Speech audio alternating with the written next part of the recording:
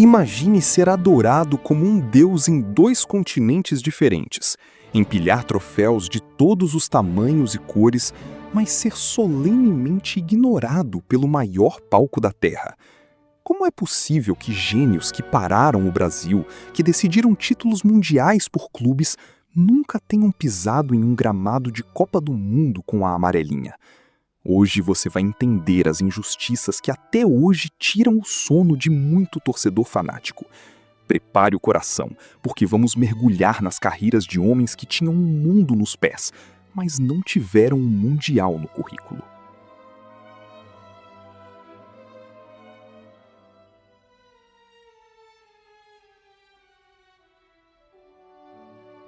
E para começar, vamos falar do caso que desafia qualquer lógica esportiva. Alex. O camisa 10 que virou estátua na Turquia e foi o cérebro da tríplice coroa do Cruzeiro em 2003, simplesmente não existe nos registros oficiais da FIFA em mundiais.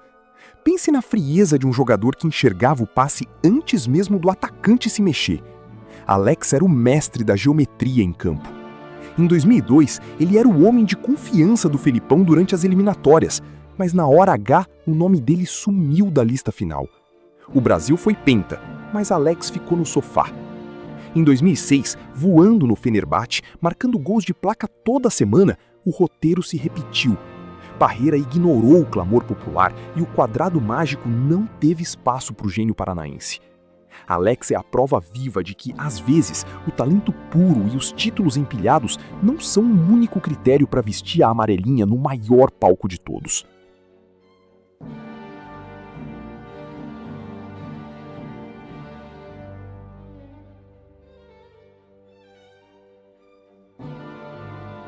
Mas se falamos de indignação nacional, precisamos voltar ao ano de 1990. O Corinthians acabava de conquistar o primeiro título brasileiro de sua história, e o protagonista absoluto era um craque indomável, Neto. O xodó da Fiel vivia um estado de graça, decidindo jogos em cobranças de falta que pareciam guiadas por controle remoto. Ele não apenas jogava, ele carregava o time nas costas com uma personalidade explosiva. No entanto, o técnico Sebastião Lazzaroni montou uma seleção rígida, defensiva, que preferia o suor ao brilho. Lazzaroni escolheu o operário em vez do artista. Até hoje, Neto não perdoa. Como o melhor jogador do país, em seu auge físico e técnico, ficou assistindo a Copa da Itália pela televisão enquanto o Brasil caía precocemente para a Argentina? É uma lacuna que a história do futebol brasileiro nunca conseguiu preencher.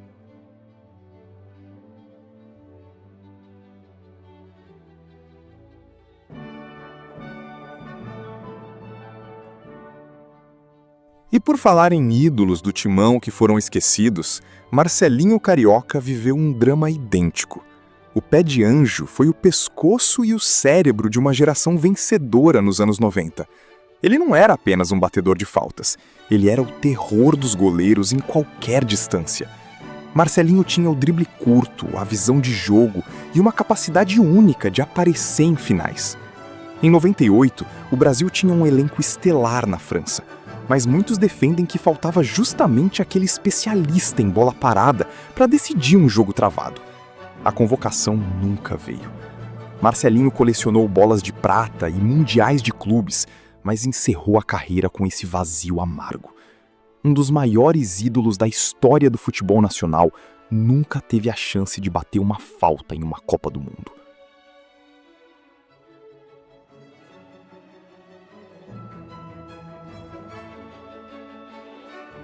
Agora, se você acha que o problema era apenas tático, o caso de Djalminha prova que o temperamento pode cobrar um preço caríssimo. Djalminha era o gênio do Deportivo La Coruña, o brasileiro que dava elástico em Zidane no auge do Real Madrid. Ele era o puro futebol arte. Nas eliminatórias para 2002, ele era peça-chave, estava com a vaga carimbada, mas um episódio de fúria mudou tudo. Durante um treino na Espanha, ele deu uma cabeçada no seu treinador, Javier Irureta. O mundo do futebol parou. Felipão, que sempre prezou pela família escolar e pela disciplina absoluta, não perdoou. O corte foi imediato. O Brasil perdeu um dos seus maiores mágicos e Djalminha perdeu a chance de ser campeão do mundo por causa de alguns segundos de descontrole. Imagine o que ele teria feito naquele time de 2002, ao lado de Ronaldinho e Rivaldo.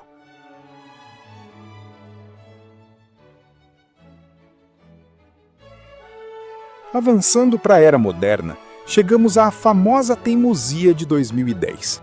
O Brasil inteiro, de Pelé aos torcedores de arquibancada, implorava para que Dunga levasse Paulo Henrique Ganso. Ele era o maestro do Santos de Neymar, o cara que fazia o jogo parecer fácil, que encontrava brechas onde ninguém via.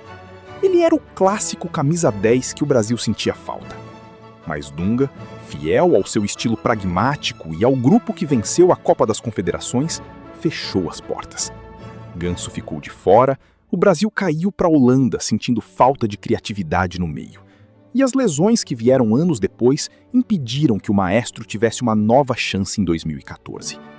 Ganso é, talvez, o maior "e se" da nossa história recente na seleção brasileira.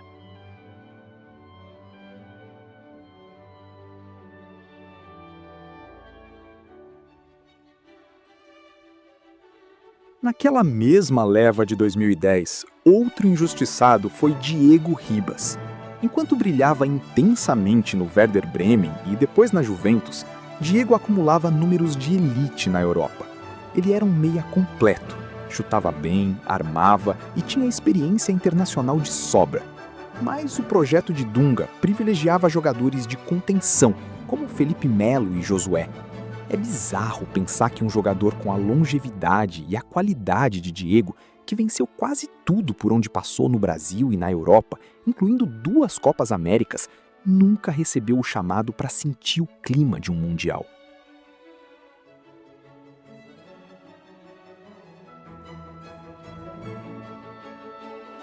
Galera, estamos diante de carreiras brilhantes que foram travadas por detalhes. Eu quero saber de você.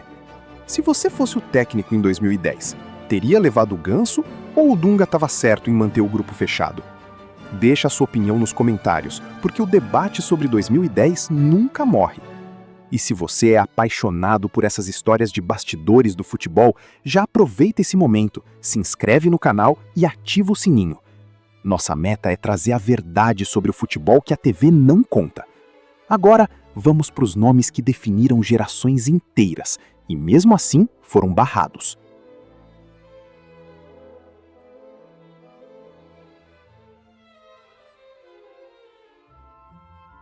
E o que dizer de Mário Jardel? Se o futebol é feito de gols, Jardel deveria ter jogado pelo menos 2 Copas. O centroavante era uma máquina de balançar redes. No Grêmio, no Porto, no Galatasaray e no Sporting, ele era imparável. Se a bola chegasse na área, era gol. Ele foi chuteira de ouro da Europa 2 vezes, superando os maiores craques do planeta. Em 2002, ele vivia uma fase artilheira absurda, mas Filipão preferiu levar jogadores com características diferentes. O maior finalizador de cabeça da história recente do futebol assistiu ao Penta de longe, sendo o artilheiro mais ignorado da história da nossa seleção.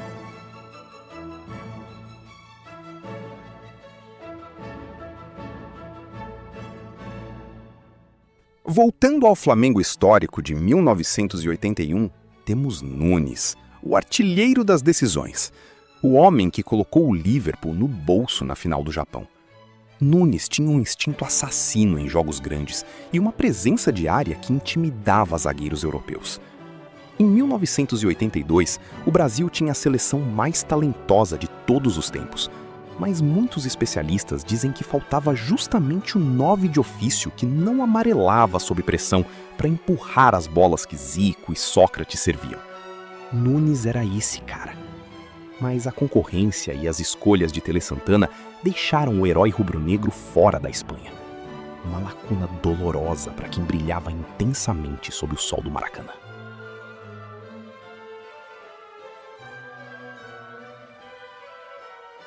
E para fechar, precisamos reverenciar o lendário Mário Sérgio, o Vesgo.